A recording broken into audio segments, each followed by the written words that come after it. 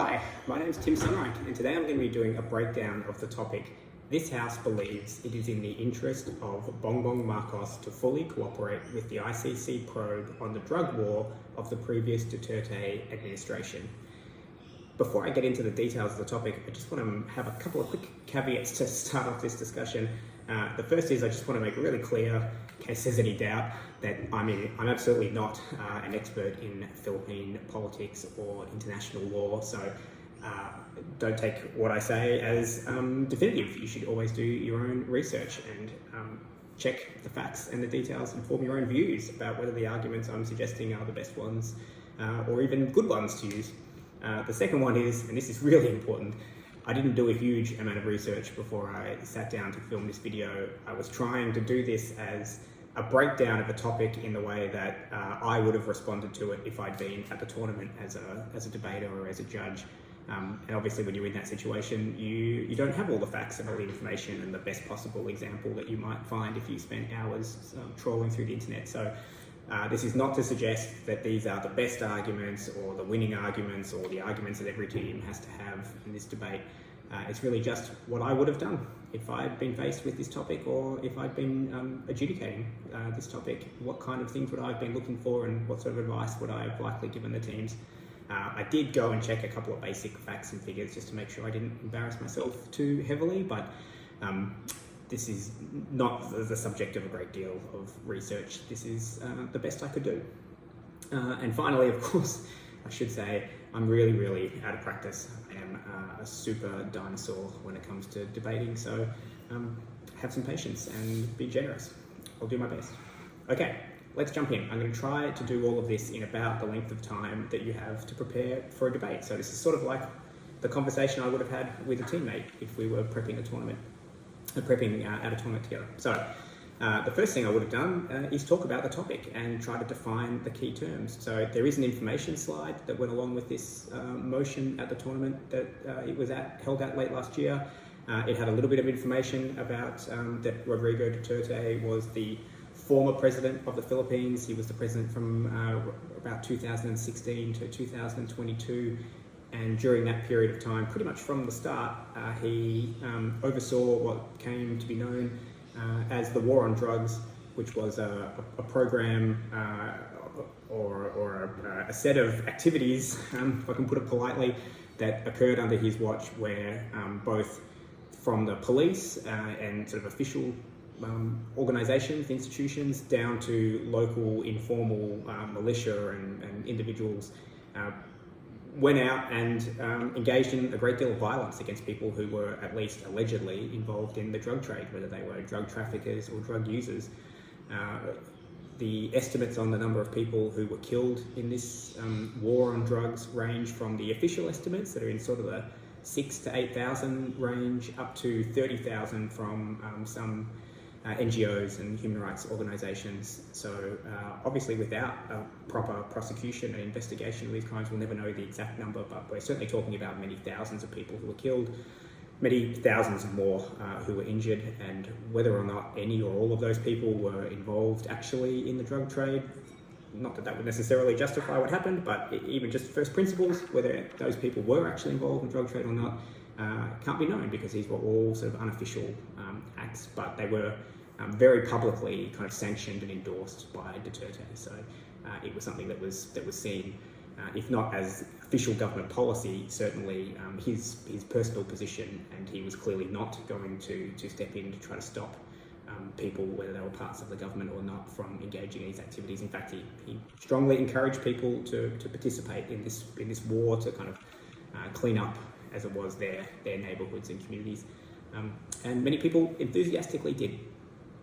So, key terms. Who is Bongbong Marcos? Apart from the obvious fact that he's the current president of the Philippines, and he's been elected for a little over a year now. He is the son of a former Philippines president. Usually people would say former Philippines dictator, Ferdinand Marcos, who was in power for a very long time in the 70s in the Philippines, and he was eventually removed, not through the ballot box, but through a people power revolution that threw him out when huge numbers of the population marched in the streets and refused to leave until he stepped down. And eventually He did. So this is not a guy that comes to politics with a kind of clean skin. This is not a guy who sought to be elected on the basis of being, someone who of high integrity and someone who believes in the strongest sort of standards of democracy and integrity. This is someone who grew up and benefited directly from a very brutal dictatorship that ran the Philippines, and Bongbong, as he's known, really ran on sort of a bit of a nostalgia kick that his family was someone who had been strong and led the Philippines in the past, and that he too could be strong in that way. And he ran as part of a coalition of parties, as is common in the Philippines. And his running mate, his vice presidential candidate, is Sara Duterte, who is the daughter of Rodrigo Duterte, who is the president who engaged in this war on drugs. So that's important context. The next bit is to look at the term ICC. Now, if you don't know what the International Criminal Court is, don't treat this as a definitive description of it. You should go and do your own reading on it. I would expect if I was debating at a tournament and I was taking that seriously, that in the lead up to the tournament, these are the kind of things my teammate and I would have researched and discussed. So we'd be walking into a room knowing what key international institutions like the ICC were. So hopefully we wouldn't be spending a lot of time in prep talking about what the ICC is.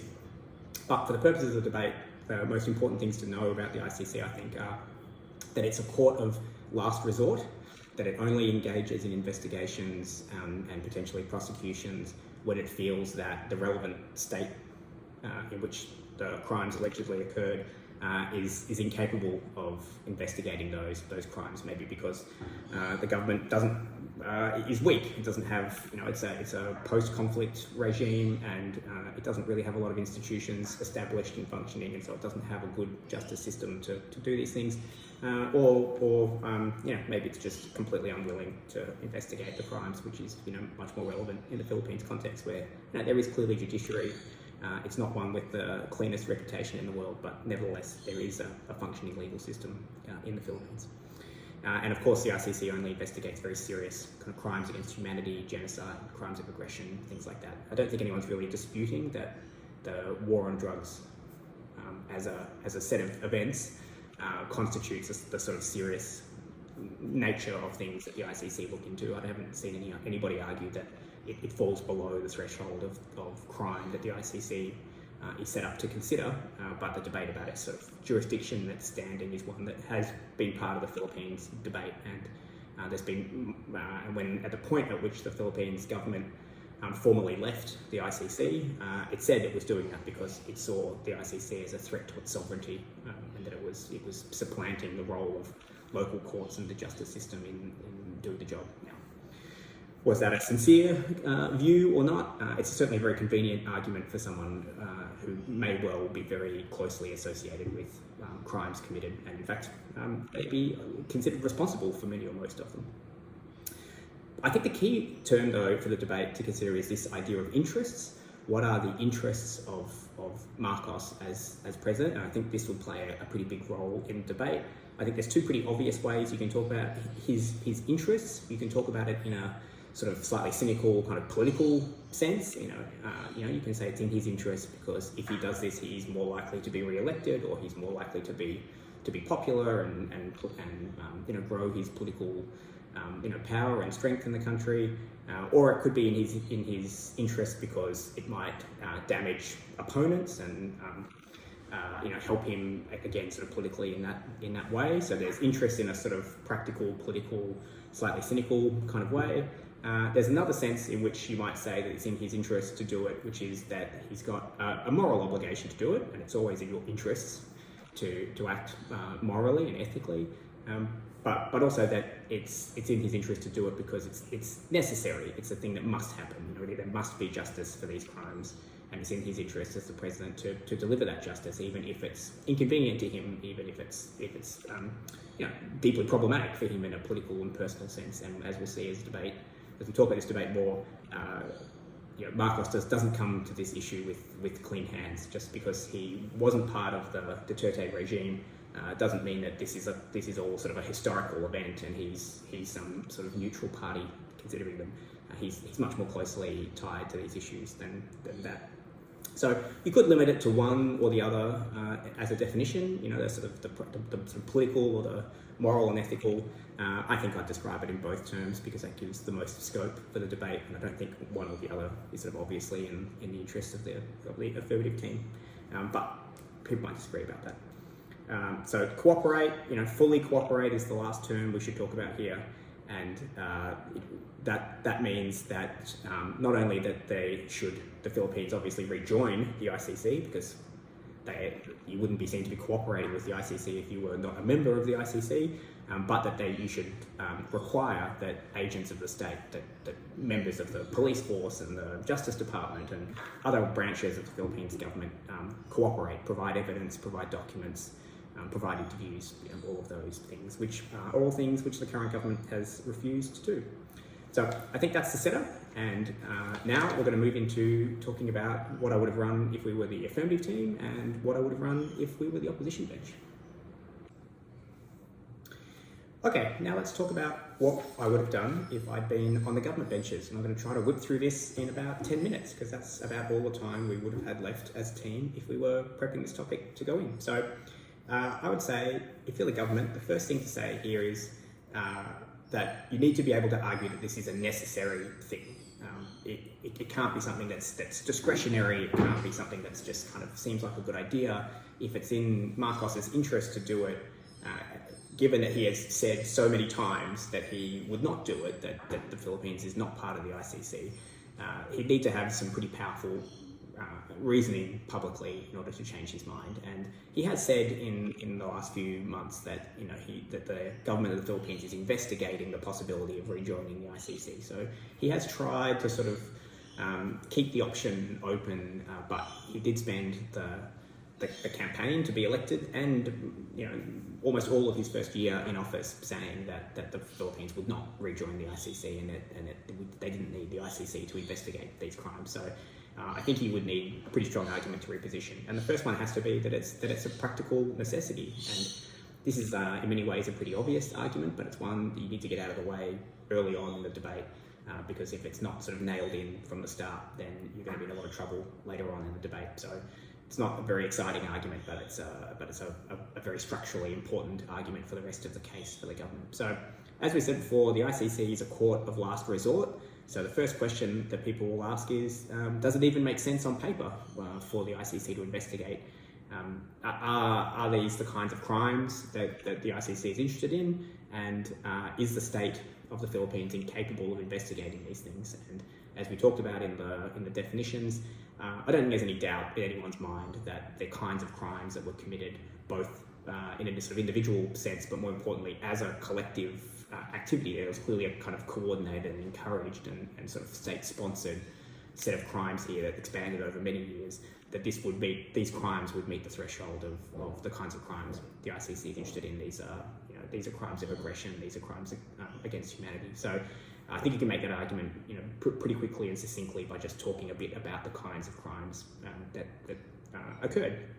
The second one, of course, is the state in question capable of investigating these crimes itself? And on the face of it, the Philippines does have a functioning judiciary, and while it's not perfect, and there are many complaints about corruption and the fact that wealthy people can often buy outcomes from the justice system, it's not the same as situations like, say, in Sudan or in other places where the ICC has engaged in investigations like Afghanistan or Sierra Leone, where the state is often in a state of disarray, where there has been a civil war or a complete state collapse, and while there might be notionally a justice system and a political system, it's all very fragile and it's very new, and it doesn't really have the resources or the capability or the expertise to judge these kinds of very complex matters. The Philippines does have that, but since Marcos has been in power for over a year now, and has made it very clear that he's not going to be taking any action on this stuff himself. His Justice Department and his government are not going to initiate investigations on these matters, and they're not going to cooperate with people who might attempt to bring these claims themselves. I think it's pretty straightforward that the Philippines government is not, in a practical sense, not in reality, able to prosecute these crimes. So therefore, an external party needs to do it. Moving on from that to slightly more complicated stuff, the next argument I'd make is it worthwhile for the people of the Philippines to have this kind of investigation? Because it's a big deal, right? This investigation would take many, many years. It would involve an enormous amount of resources. It would be a huge kind of distraction for the government and for the community of the Philippines. Is it likely to be worth it in the end? Are the people at the end of the day going to be happier that this happened? Or would they have got to the end of it and prefer that it didn't? And I think we need to take a step back to answer that question and say, well, what's the purpose of these kind of probes and these kind of institutions in the first place? And when we talk at a state level about the criminal justice system, we often say that the purpose of the criminal justice system is to promote deterrence of crime, to punish those who have engaged in crime, to provide protection from the community by often taking people out of the community for a period of time who have engaged in crime, and of course then rehabilitation, which is part of the protection idea, that we take people out of the community who have committed crimes, and we don't just punish them, but we also attempt to rehabilitate them so that they can rejoin society and no longer be a threat to people in the end. And so when we talk about international criminal law and international criminal tribunals, it's a similar concept to those sort of state-based ones, but it's a little bit different. And scholars of international law usually talk about the aims of these sort of tribunals being justice, reconciliation, and deterrence. And I would basically work my way through all three of those in making the argument. So starting with justice, justice can obviously mean things like the imprisonment of people who have done the wrong thing. That's one pretty straightforward definition of justice, and an ICC investigation might well result in that. And the International Criminal Court, has imprisoned people over the 20 odd years of its existence. Not a great many people. I wouldn't point that out if I was the government, but there are warrants for people's arrests that are out right now, and there are people who are serving time as a result of ICC prosecution. So you could certainly get that. But it's not just the question of will Duterte or any of his former senior officials, will they ever spend a day in jail? Will they go to prison in The Hague? They probably won't. Certainly not all of them, but it's important that there be consequences for these kind of actions, and being found guilty by the ICC of committing crimes of aggression, crimes against humanity, will have, you would believe and argue, will have political consequences for these people who at the moment are all still around, are all still engaged in public life, are all still key public figures. Many of the people who were involved directly in designing and orchestrating and turning a blind eye to the crimes that happened under the Duterte regime are still in government in one form or another, as elected officials or as officials of the state in the police or in the government. So there needs to be accountability for these people, and even just being shamed by a prosecution and having that make it harder for them to maintain their positions, and harder for them to win re-election, and harder for them to be treated as sort of serious candidates by the media and by the community. That's a form of accountability as well, and it's important that people get that level of justice. The next point is about reconciliation, and there's clearly a huge divide in Philippine society between those parts of the community who thought that the war on drugs was a great thing, that it was cleaning up the community and punishing these terrible people who were involved in drugs, most of whom were not serious players. They were in fact young addicts and users and victims of the drug trade themselves, but nonetheless people who essentially supported the war on drugs. And Duterte was a very popular president among many parts of the Philippine community, and this was a part of why that was. And those parts of the community who were the victims of the war on drugs, and those people who were themselves directly affected, or who had family members and loved ones who were killed or tortured or beaten or injured or disappeared.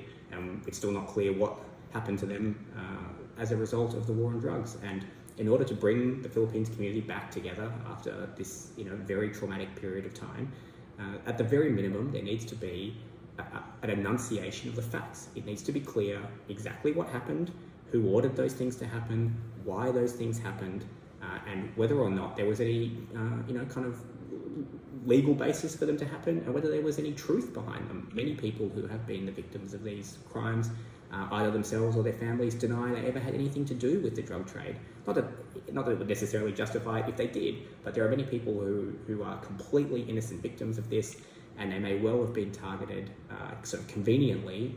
It was easy to sort of throw the allegation around that this person was involved in drugs, when really it was people, settling scores and pursuing their own interests and just slandering and destroying people's reputations, as well as potentially injuring and killing those individuals as well by saying that they were the drug users. So if we're going to have that reconciliation in the community, if we're going to have people be able to move forward from this issue, then there needs to be a process that gets to the truth and spells it out and puts it in a way that puts it beyond dispute by having a full and thorough and contested process.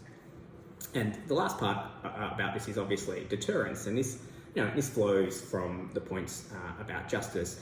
And the more that we are able to hold powerful figures to account for these kind of very serious crimes, the more that powerful figures in the future will think twice about committing them. And at the moment, we'd have to say international law is not doing a great job on that count, that there are many crimes allegedly committed all around the world today by international leaders, and that's because international law is relatively weak on these things. But the answer to that is not to give up on the idea of international justice. The idea is that we recommit ourselves to it, and this is one example of how we could actually get a win for international justice by getting these kind of investigations to happen and finding the people who are the most responsible for what happened and holding them to account and hopefully punishing them directly as well.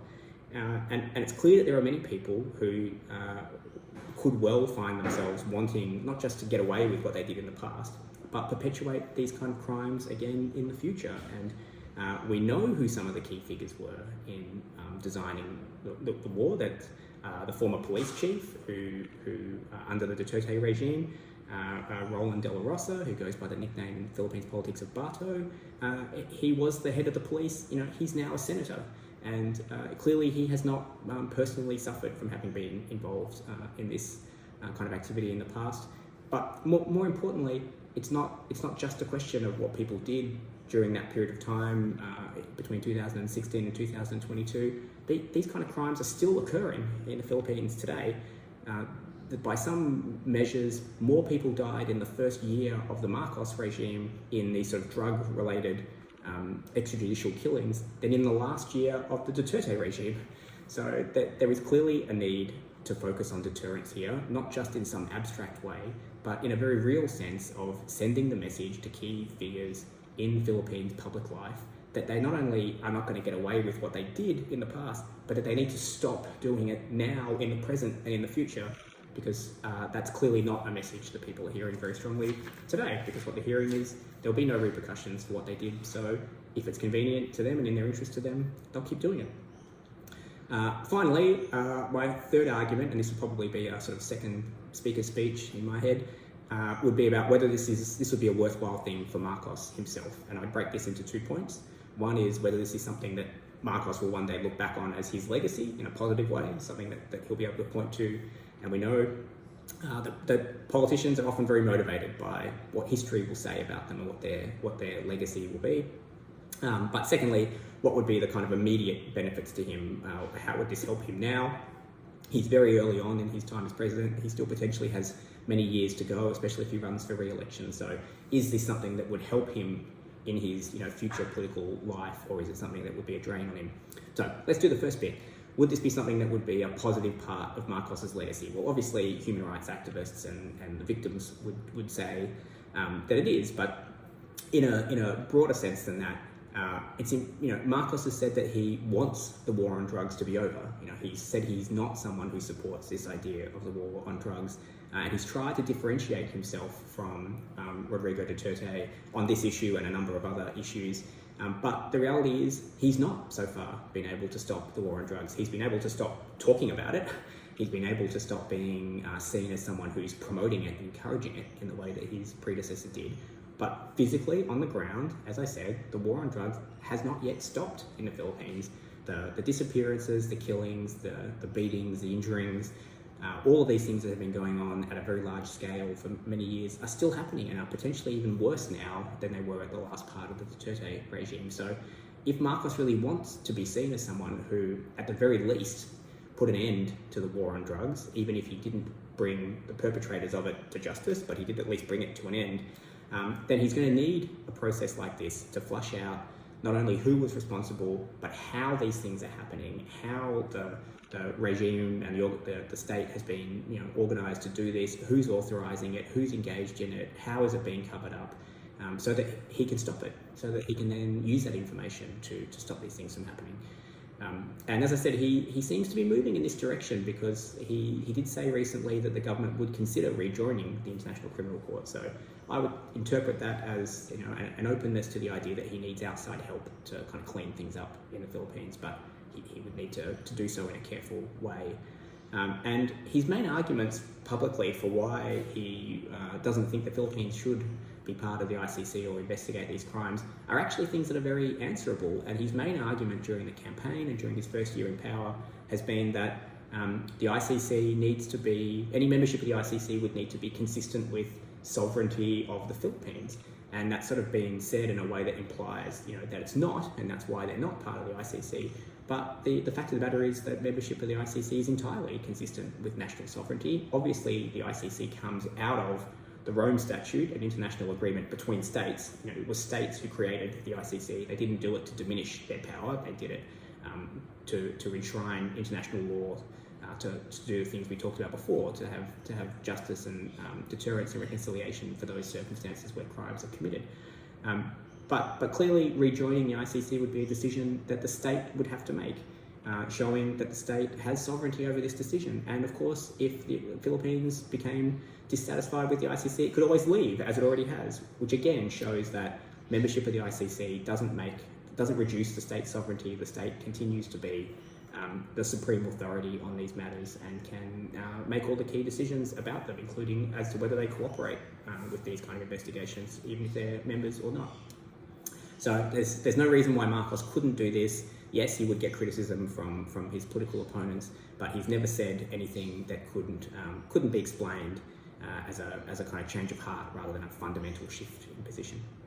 And the last argument I'd make is why this is in his immediate benefits to do so, not just in a sort of historical, historians will love him way, but how will this help him politically and practically today? And I think this argument's actually pretty clear that he desperately needs something to revitalise his presidency, that he was elected as part of a coalition that included people like Sarah Duterte as his vice president, and political parties in his coalition were associated with Rodrigo Duterte's regime. But that alliance is crumbling. His government is at war with itself. Marcos himself is frequently publicly brawling with Rodrigo Duterte in the media. They accuse each other of being drug affected and being crazy and not being very smart, and all this sort of Donald Trump type language they throw at each other. So it's very clear that the Marcos government not only has not done terribly well in the last 12 months by sort of objective standards, but politically it's not holding together, and it's not likely that it's going to be able to maintain its cohesion for the life of this government. So it's pretty clear that he's going to need to shake things up, and that may mean that he's going to need to make alliances with other parties and other groups within the parliament who can provide him with support, because his relationship with his vice president and his relationship with some of his coalition partners is in serious jeopardy. And we know recently that the Philippines Congress passed a motion calling on the government to rejoin the International Criminal Court. So we know there is substantial support from a range of political parties within the Philippines Congress to do this. So there's clearly a deal he can make here where he can bring in support from other parties in exchange for bringing the government back into the ICC fold. And this would sort of release him from the bind he's got right now of being shackled to Sarah Duterte and some of these other more reactionary figures who are not going to turn on Ferdinand, who are not going to turn on Rodrigo Duterte, and who are going to defend him to the end, even as Duterte himself attacks Marcos. So he's going to need to separate himself from these people so that he can kind of fight back effectively. But if he wants to do that in a way that doesn't collapse his government, he's going to need new allies to maintain his numbers in the Congress. So this is really vital for him and a really important test of his leadership. I'll leave it there because that wasn't quite 15 minutes, 10 minutes. I'll leave it there, and now we'll talk about what case I would have run if I was the opposition. Okay, let's talk about the opposition case in this debate. And I think in any debate about the International Criminal Court, one side's got to come out and make the argument that the ICC is actually not a very effective body, and we shouldn't be putting a lot of faith and time and effort into promoting it, because it's pretty much a failed experiment, perhaps a noble experiment, but a failed one. The ICC's been in existence now for over 20 years, and its record is pretty pathetic. There have been only about 10 convictions.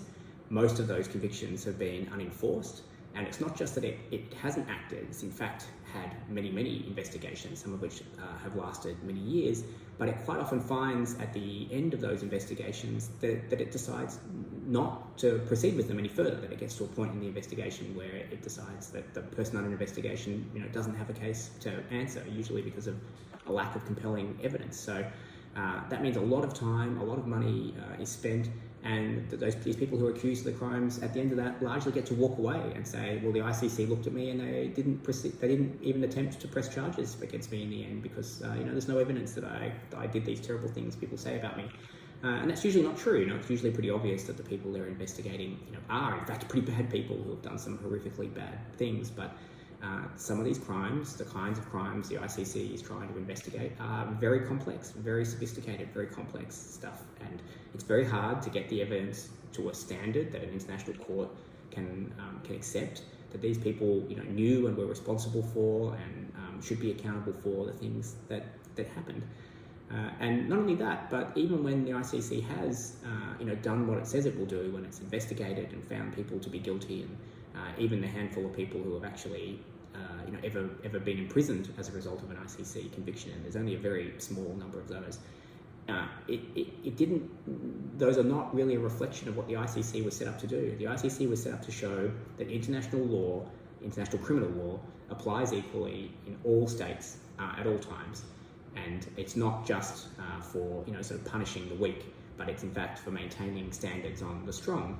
And that's in fact what's never happened in the history of the ICC. It's never even really attempted to investigate powerful countries, and even when it has occasionally sort of warmed itself up to the idea that it might investigate some of these parties, like for example, there was a period of time when they were considering investigating crimes committed by the US government in Afghanistan during their occupation of Afghanistan. Under political pressure, they then back off and don't pursue those investigations. So the ICC doesn't have a great reputation, both for being effective when it does choose to act, and for being an institution that acts impartially. It overwhelmingly looks at, sort of prosecutes matters in poorer countries, and even when it does prosecute matters in poorer countries, it tends to focus on prosecuting the non-state actors rather than the governments in those poorer states.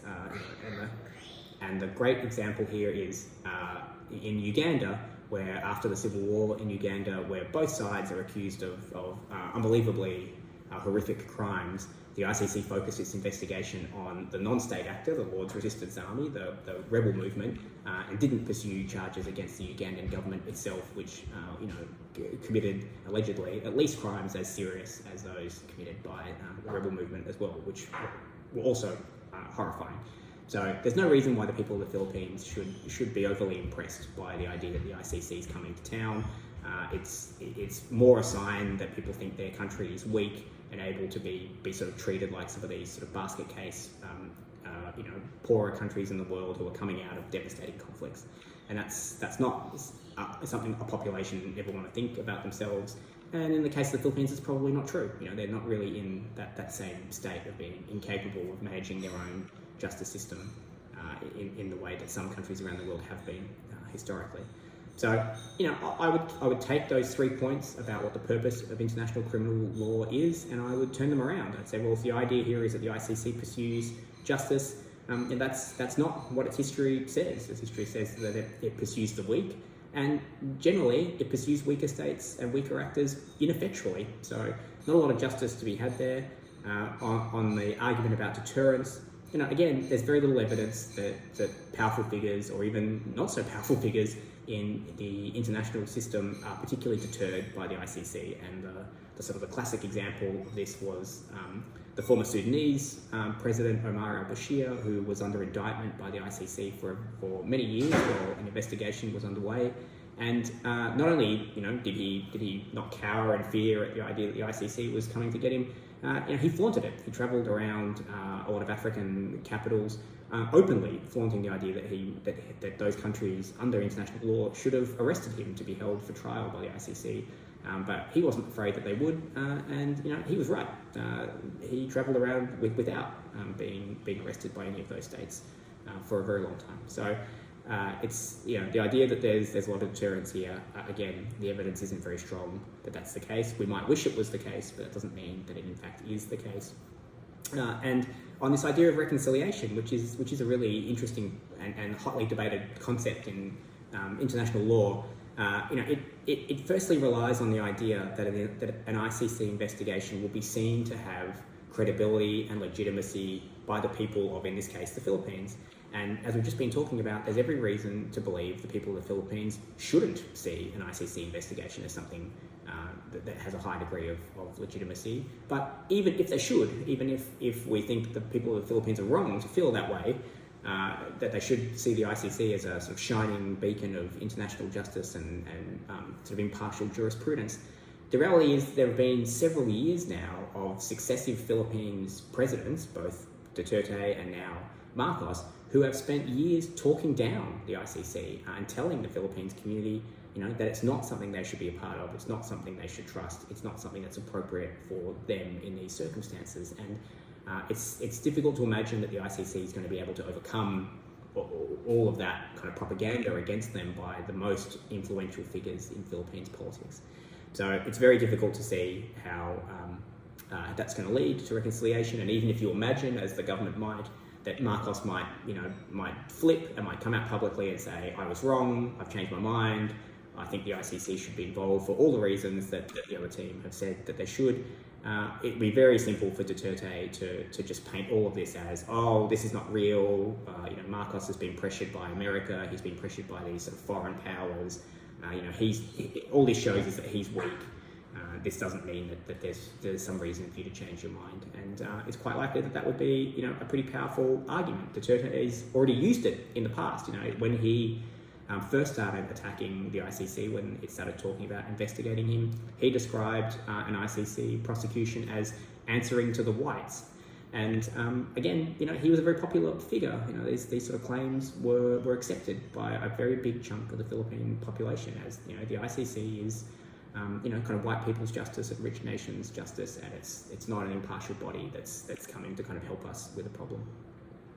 The next argument I would use is that the first thing that would happen if Marcos backflipped on this decision is, sort of contrary to what you've heard from the government, is his government would collapse, that the largest parties in the parliament are associated with Duterte, both the previous president Duterte and the current vice president Sara Duterte. So the ICC is not a popular institution in the Philippines, and the parties that have stood against it in the last couple of years, are very popular parties. So Marcos would find it extremely difficult to stay in power, and it's not clear how it's in his interests to effectively destroy his government. Whatever good things he might be intending to do, he's not going to get to do if his government collapses. He might stay as the president, but he's not going to have any effective legislative power if he doesn't have a ruling coalition in the Congress to help him with that. The next argument I'd move on to, and this is a pretty good option for sort of an extension or a secondary speaker as well if you're looking for it, is that even if you accept many of the arguments that the government has made ultimately about why an ICC investigation might be a good thing, now is not the time, as in the Marcos era of the presidency, Bongbong's time as president, is not the right time to do this. Maybe some future government should do it, but it's not in Marcos's interest to do it. And this kind of is a kind of softer argument in many respects, and I would treat it as an even if argument, so it's not in contradiction with your previous points. You can say we actually think all the things we said before, but even if you're tempted as a judge to accept a lot of the arguments from the government about the legitimacy of the ICC, now is not the right time for them to do it. And the reason for that is that the evidence about this, is reasonably clear that that international criminal justice works best when the regime that has committed the crimes is out of power completely, and a new regime have come in, and they're trying to sort of set the record straight on the crimes committed by a previous regime and sort of turn over a new leaf and, you know, start a new era in that nation's history. And when that is the kind of frame of the process, there's much more trust and legitimacy for those processes, and they're much more likely to be successful because they have the full and kind of sincere backing of the current, you know, government and the current political power. And, you know, a really neat example of this, I think, is the Truth and Reconciliation process in post-apartheid South Africa. That if people had tried to come in the last few years of the apartheid regime, and again, as I said before, the war on drugs, while maybe officially being over, is still very much happening in the Philippines. We're not in a post-war on drugs era. We're in a post kind of public endorsement of war on terror era, a war on drugs era, but the actual crimes are still being committed.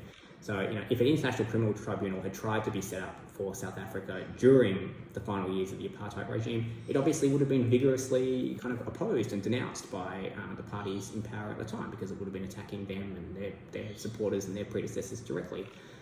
But the fact is that the Truth and Reconciliation Commission in South Africa was an enormous success, because it came after a complete change of regime. That it was the end of the apartheid era, that the parties associated with apartheid were completely out of power, entirely new figures. You know, the ANC government led by Nelson Mandela was in power, and they were able to say, this is a new era in South Africa's history, and in order to move into that new era, we need, you know, a clear and unequivocal history of what happened. We need everyone's, you know, story to be told. We need all the victims to be heard.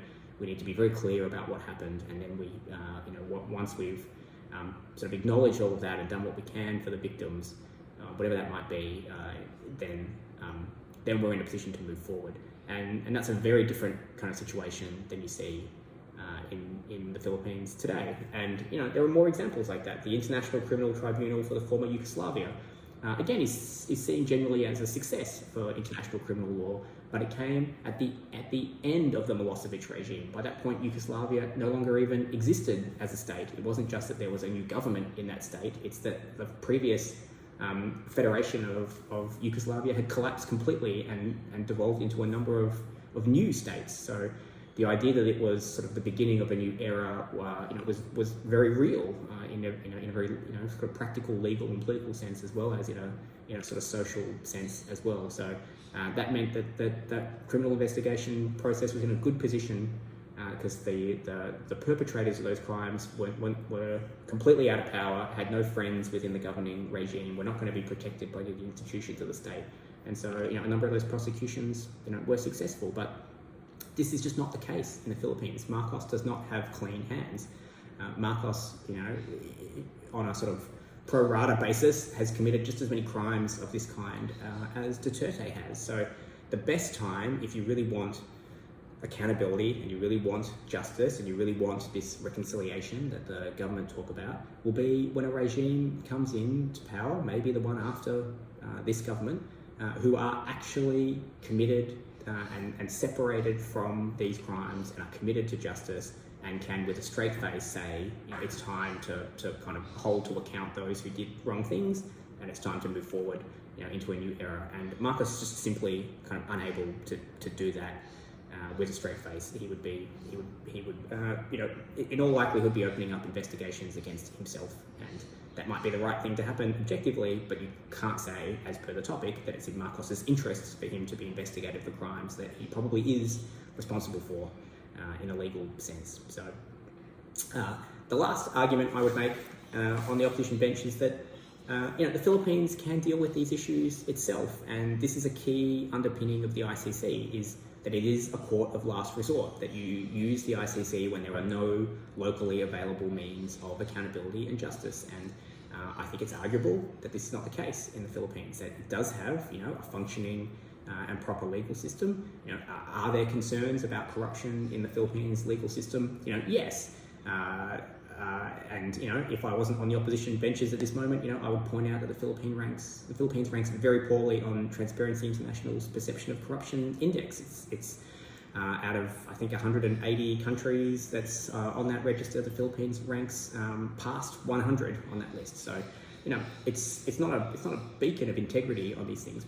But at the same time, it's not clear that that would necessarily be the case for these kinds of investigations if they were to occur, because the Philippines legal system has the kind of corruption that we see in lots of emerging countries where the corruption flourishes most where there's a lack of transparency. So where rich and powerful people get accused of crimes, they quietly make payments to judges and lawyers and things, and there's a quiet acceptance that this person will be let off or given a lighter sentence, or those sorts of things. But these kind of investigations would not be that. These kind of investigations would have a giant spotlight on them.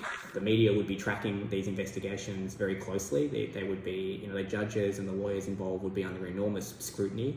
And so the opportunities for the kind of low-level corruption that we see in these sorts of countries would be very low. It would be extremely difficult to get away with bribing your way out of one of these decisions, because it would be very obvious to people that that's what happened. It would be difficult for institutions to just turn a blind eye to that. So it's not the case necessarily automatically that the courts in the Philippines are incapable of dealing with these issues. And again, even if you don't believe that, and you think the courts in the Philippines are never going to be able to be trusted to deal with these matters, the Philippines, has a long and storied history of, people power revolutions, that when the public have had enough of the way a government is behaving, and Bongbong's parents found this out the hard way, the people of the Philippines tend to rise up and deal with these issues themselves, and they install governments that they think, will be able to deal with these problems. And it's not as though there's no hope for the political system in the Philippines. That yes, Marcos won the election, and as I say, he doesn't have clean hands, and he's not, a sort of reformer or someone of high integrity. But he didn't win by a large margin, and his closest rival in the presidential race was a woman who is seen as a politician with high integrity, and is seen as someone who would have been a reformer, and someone who would have cleaned up the system, and someone who would have been that break in the regime and that new kind of change, that new era that I'm talking about. So it's not clear, just because she lost one election by a relatively narrow margin, it's not clear that we should just count out the Philippines political system and say, well, that's it. It's clearly incapable of sort of addressing its own problems. She or someone like her may well win at the next election, and there's nothing inappropriate about that as a way of dealing with these problems. That she can come in, she can bring the Philippines back into the ICC if that's the best approach, or she can initiate some sort of domestic process herself to investigate and get justice for these crimes. So there are opportunities here. It doesn't have to be the ICC. Even if it does have to be the ICC, now is a bad time for it to be the ICC. This is not the time, and this is not the leader who is the best person to do this. And it's certainly not in his interest to try to explain to people why this is the right time. So that's it. Hopefully that's helpful. It was fun to think through this topic. These sort of ICC type topics, international criminal law topics, are the kind of things that we did back in the Paleolithic era when I was debating at tournament. So this felt like a really comfortable kind of motion for me. It's very similar to the ones we used to do, whereas a lot of the motions these days are quite different, and the way people debate today is quite different than in my time. So this was fun. I hope it was helpful for all of you, and thanks for the opportunity. Thanks for listening. Cheers.